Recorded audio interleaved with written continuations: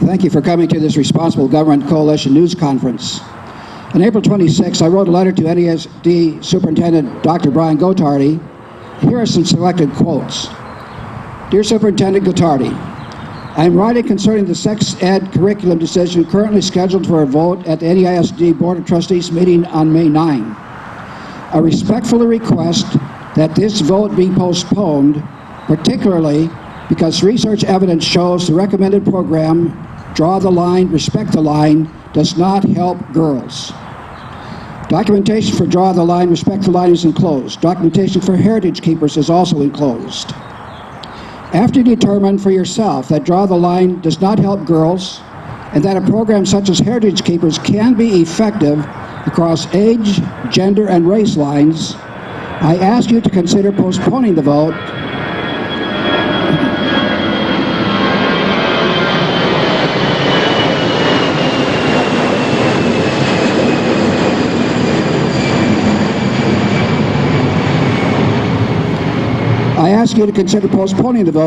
and to refer this back to the Student Health Advisory Committee for additional review in light of the concerns that have surfaced. I believe you and the board could be spared a significant amount of negative publicity if that action is taken. If we do not hear in writing before Wednesday, May 4 that the vote will definitely be postponed, we plan to hold a news conference before May 9 to bring our concerns to the public.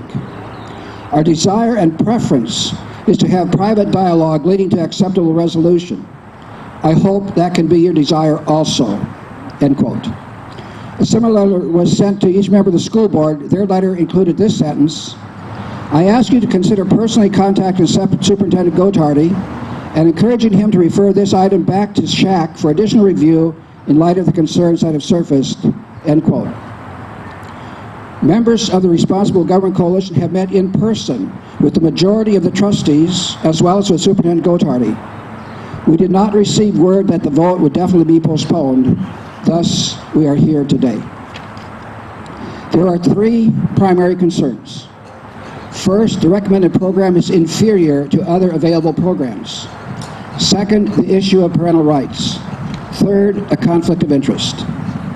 I will briefly address the inferior program.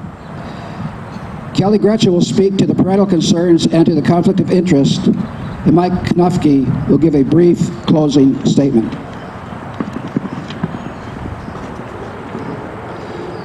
Five years ago, George Hill played for the San Antonio Spurs. He was one of Coach Pop's favorite players. But on draft day in 2011, George Hill was traded for Kawhi Leonard. George Hill is still a good player, but Kawhi Leonard has become an all-star. I have studied the Heritage Keepers curriculum, and I believe it is as superior to the Draw the Line, Respect the Line curriculum as Kawhi Leonard is to George Leonard, as Kawhi Leonard is to George Hill. Both are evidence-based. Both believe students are capable of drawing a line, setting limits, choosing to not have sex. Let me cite 3 points from the research evidence for Draw the Line. Number one, I quote, "Our findings suggest that Draw the Line curriculum produced several positive and important behavioral benefits among boys, but not among girls." End quote. That is to say, Draw the Line worked for boys, but not for girls. That was the result 3 years in a row. We all know it's girls who get pregnant when teens have sex. Point number two, again I quote, "Contrary to expectations, we found no effect of condom use at last intercourse for boys or girls." End quote. The percent of students who didn't use condoms was the same as for those who took Draw the Line as it was who didn't go through Draw the Line. The teaching on condoms had no behavioral effect. And point number three, I quote, "We have also experienced a high level of non-participation on the survey at baseline. 24% of students who returned consent forms were denied participation on the survey. Although we do not have demographic data on these students, we do know that the majority of parents who refused participation did so because they felt their children were too young to complete a survey on sexual behavior." End quote. Now let me report the research evidence for Heritage Keepers.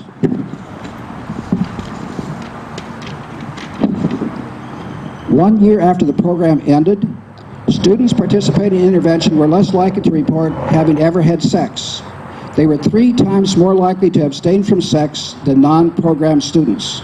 Secondly, Heritage Keepers is equally effective across age, gender, and race.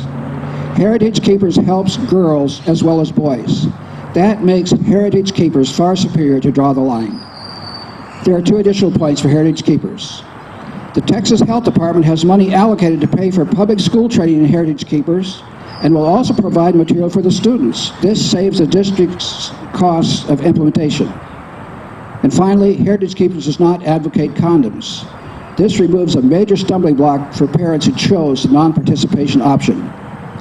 I submit to you that Heritage Keepers is a more effective and clearly superior curriculum. I believe the school board should postpone the vote and refer this for further study. If the board does not postpone the vote, I believe the board should select Heritage Keepers instead of Draw the Line. As the signs say, choose a better program. Help our girls too. Thank you.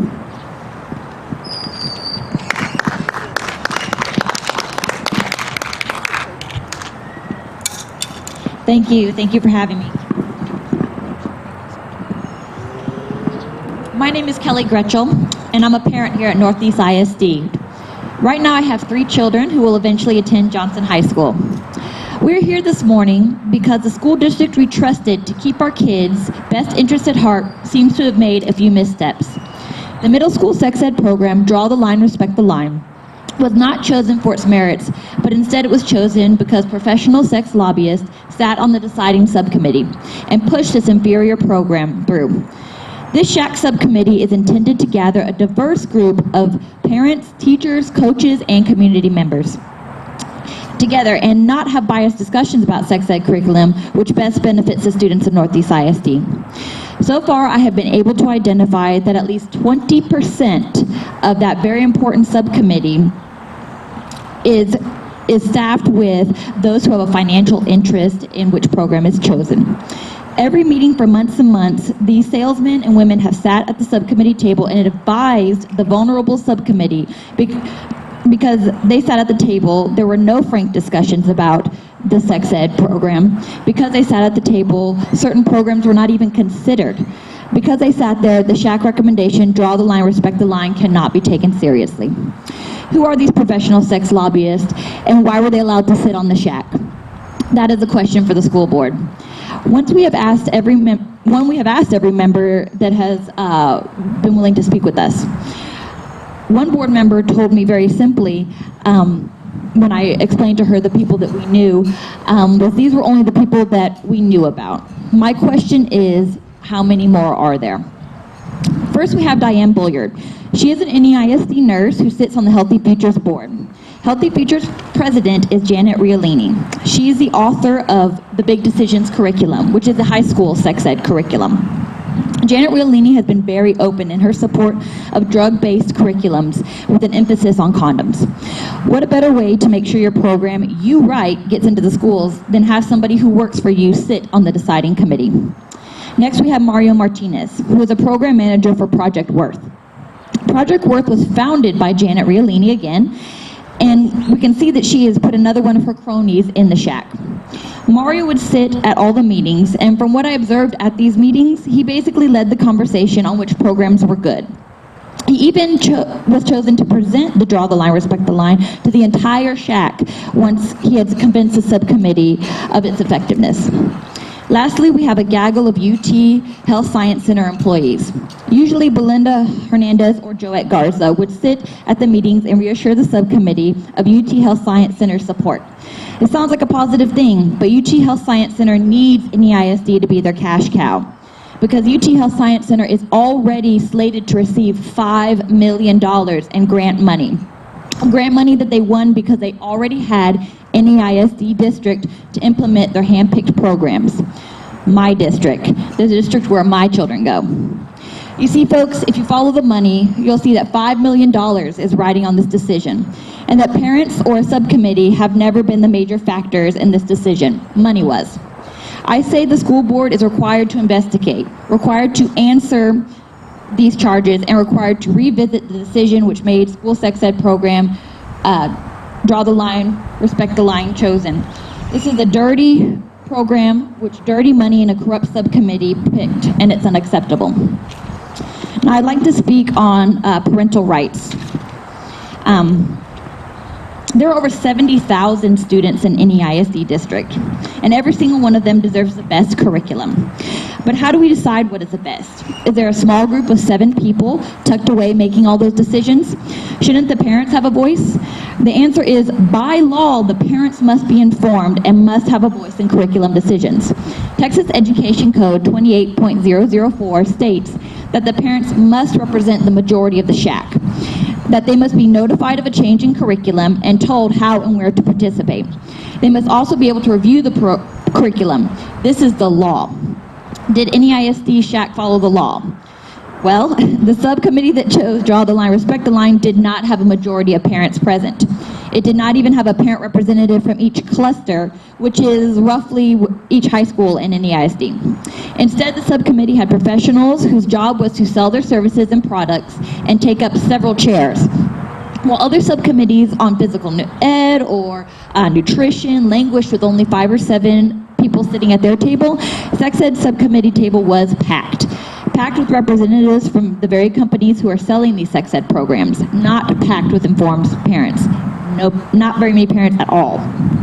Maybe there were so few parents because the district did not follow the law and notify any ISD parents that a special subcommittee was gathered to make a very important curriculum choice. Parents were kept in the dark about the subcommittee's proceedings. Minutes were not posted, and special meetings where all the decisions were made were held before the public SHAC meetings. If a parent accidentally stumbled onto SHAC, they were not allowed to view what the subcommittee was working on. If they joined the SHAC subcommittee, then they have to first apply, and then they would need to be appointed by a trustee, which is unlikely considering the subcommittee had already been stacked with individuals interested in their own financial gain. How can the school board claim that a program was chosen by parents when the parents were the only group not represented, and certainly not as the law requires them to be the majority? The school board has no choice but to investigate why parents were given such little consideration and appoint a subcommittee that follows the law and adequately represents the parents of any ISD. Thank you.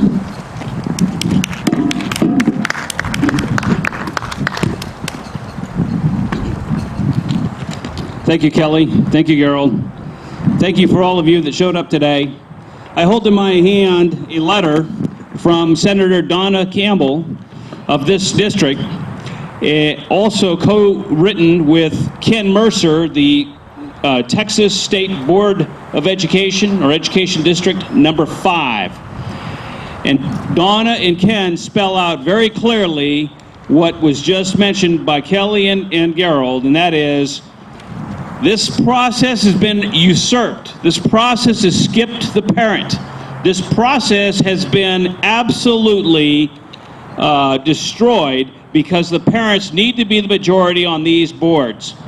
And so what I want to do is I want to talk about 2 or 3 things and wrap up. First of all, it's interesting that the majority of the individuals on these SHAC boards need to be parents. But what's the challenge? The challenge is like the challenge today.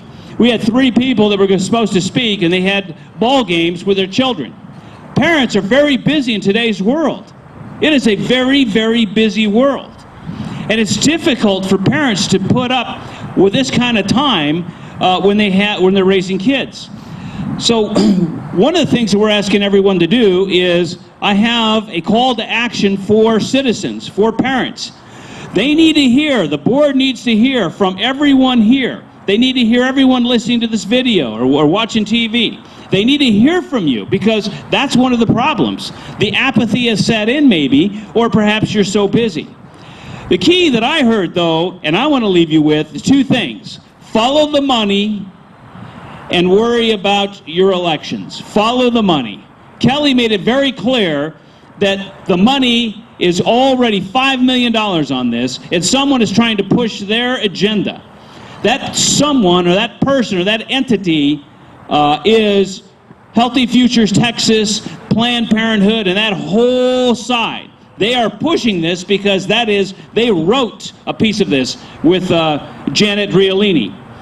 The other thing that I want to point out is that they usurped, as I mentioned, the parents. The parents did not get a chance to really be the majority of these SHAC discussions. And the last thing I want to point out is we have met with 4 board members, and here I got to tell you the truth. I never heard that it's about the kids. I heard time and time again it was about, you know, the parents want us to do this, and some parents don't want us to do it. I heard the discussion about the pressure. I heard the discussion about all these things, but I didn't hear about the youth. And that's our angst. That's the issue. The issue is talking about Herman, who needs a condom put on, is not curriculum for 6th, 7th, and 8th graders. And that is the issue.